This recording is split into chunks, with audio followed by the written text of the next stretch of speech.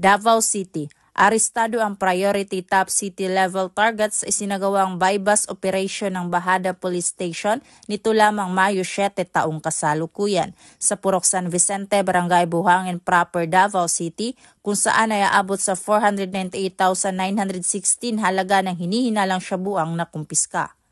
Kinilala ni Police Major Marvin S. Hugos, Acting Station Commander ng Bahada Police Station, ang suspect na si alias Arvin, 47 anyos at residente ng nasabing lugar.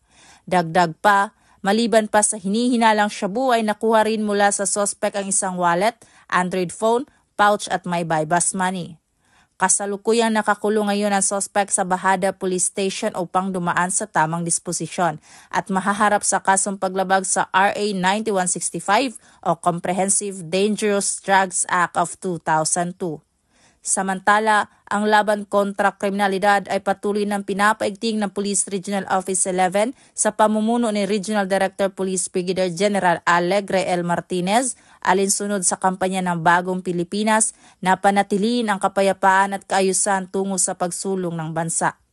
Mula dito sa Police Regional Office 11, ako ang inyong PNN Correspondent, Patrolwoman Daphne Pasaon. Alagad ng batas, tagataguyod ng balitang pulis.